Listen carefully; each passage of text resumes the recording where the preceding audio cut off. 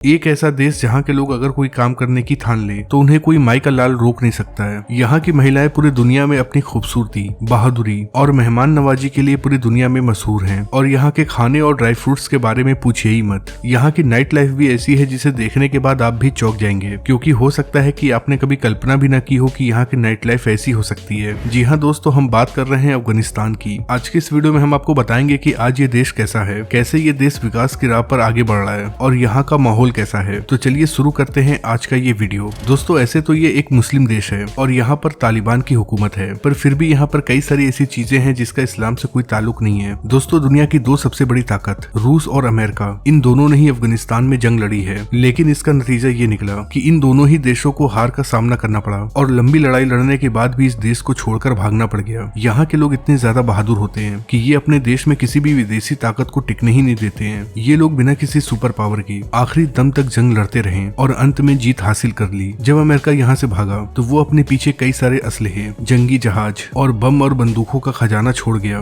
ये सभी नजारा पूरी दुनिया ने अपनी आंखों से देखा। इस देश की आबादी 4 करोड़ 11 लाख है। आबादी के हिसाब से ये दुनिया का 37वां सबसे बड़ा देश है। यहाँ की सबसे बड़ी भाषा पश्तो और दरी है और ये दोनों ही भाषा यहाँ की सरकारी भाषा भी है। यहाँ पर रहने वाले 99.7% लोग इस्लाम धर्म को मानते हैं। चलिए अब चलते हैं इस देश की राजधानी काबुल की तरफ, जो न केवल यहाँ का सबसे बड़ा शहर है बल्कि यहाँ की आबादी भी बहुत ज्यादा है। काबुल शहर ऊंचे ऊंचे पहाड़ियों से घिरा हुआ है, इसीलिए इस शहर को पेरिस ऑफ सेंट्रल एशिया भी कहा जाता है। इस शहर की ऊंचाई 1700 फीट है और इसे दुनिया की सबसे ऊंचे राजधानियों में से एक माना जाता है। अगर काबुल की महिलाओं के बारे में बात करें तो यहाँ की महिलाएं अपनी सादगी के लिए और अपनी खूबसूरती के लिए पूरी दुनिया में जानी जाती हैं। यहाँ की औरतों का रंग सफेद होता है, उनकी आंखें गहरी और भूरी होती हैं। यहाँ की महिलाएं बहुत ज्यादा पतली दुबली नहीं होती हैं, बल्कि सेहतमंद होती हैं। ये आमतौर पर पारंपरिक कपड़े पहनती हैं। यहाँ की औरतें घर में तो जैसे तैसे रह लेती हैं, लेकिन जब भी ये घर से बाहर निकलती हैं तो बुर्का पहनकर ही निकलती हैं। अगर यहाँ के नाइट लाइफ की बात करें तो यहाँ का नाइट लाइफ दुनिया के अन्य देशों से काफी अलग है। रात के समय यहाँ पर मार्केट में रौनक होती है, दुकानें देर रात तक खुली रहती हैं, लोग दुकानों पर शॉपिंग करते हैं और होटलों में बैठकर बातचीत करते हैं। ये बात तो सही है कि अफगानिस्तान में वो सभी चीजें देखने को नहीं मिलती हैं जो वेस्टर्न कंट्रीज के नाइट लाइफ में देखने को मिलती हैं, क्योंकि यहाँ के लोग अपने परंपरा को मानते हैं, इसलिए वो कोई ऐसा काम नहीं करते हैं जो उनके परंपरा के खिलाफ हो। हालांकि ऐसी कई सारी खबरें आती हैं जहाँ पर सीक्रेट तरीके से पार्टियां की जाती हैं। इन पार्टियों में लड़कियां आती हैं और मर्दों को खुश करने के लिए उनके साथ डांस करती हैं। लेकिन अगर आम अफगानी लोगों की बात करें तो वो लोग पारिवारिक होते हैं और अपने परिवार में ही खुश रहते हैं। अगर अफगानिस्तान के खाने की बात करें तो अफगानिस्तानी पुलाव पूरी दुनिया में मशहूर है। यहाँ के ड्राई फ्रूट्स पूरी दुनिया में एक्सपोर्ट किए जाते हैं। वैसे तो यहाँ के लोगों के पास बहुत ज्यादा पैसे नहीं है, पर फिर भी यहाँ के लोग खाना बहुत ही महंगा खाते हैं। ये खाने में सबसे ज्यादा नॉनवेज खाते हैं। इसके अलावा यहाँ पर बहुत सारे फ्रूट्स भी होते हैं जिसका इस्तेमाल यहाँ के लोग खाने में करते हैं। हर साल हजारों अफगानिस्तानी लोग भारत में आते हैं और यहाँ पर खाने और ड्राई फ्रूट्स का बिजनेस करते हैं। इसके अलावा बड़ी संख्या में ये लोग यहाँ इलाज कराने के लिए भी आते हैं। अगर यहाँ की करेंसी की बात करें तो यहाँ की करेंसी को अफगानी कहा जाता है। हैरानी की बात तो ये है कि एक अफगानी की कीमत 1.28 भारतीय रुपए होती है, यानी कि अफगानिस्तान की करेंसी हमारे देश की करेंसी से ज्यादा मजबूत है। यहाँ का नेशनल गेम बुस्काशी है जो घोड़ों पर खेला जाता है, लेकिन यहाँ के लोग सबसे ज्यादा क्रिकेट को पसंद करते हैं। यहाँ के लोगों के बीच क्रिकेट बहुत तेजी से फैल रही है। अफगानिस्तान के 35% लोग शहरों में रहते हैं, जबकि 65% लोग गाँव में रहते हैं। यहाँ की जमीन खूबसूरती से भरी हुई है। यहाँ पर चारों तरफ आपको ऊंची ऊंची पहाड़ियां देखने को मिलेंगी। अगर यहाँ के मौसम की बात करें तो सर्दियों में यहाँ बहुत ज्यादा सर्दी पड़ती है। जब यहाँ पर बर्फबारी शुरू होती है तो सब कुछ जम जाता है। दोस्तों, अफगानिस्तान को सल्तनतों का कब्रिस्तान कहा जाता है। इसके पीछे की वजह यह है कि जब यहाँ के इतिहास पर नजर डाला जाता है तो ये देखने को मिलता है कि जो भी ताकतवर देश यहाँ पर आया तो उसे नुकसान उठाकर यहाँ से जाना पड़ा। सबसे पहले यहाँ पर ब्रिटेन आया और अपनी बेइज्जती कराकर यहाँ से चला गया। उसके बाद सोवियत यूनियन यानी कि रसिया ने यहाँ पर कदम रखा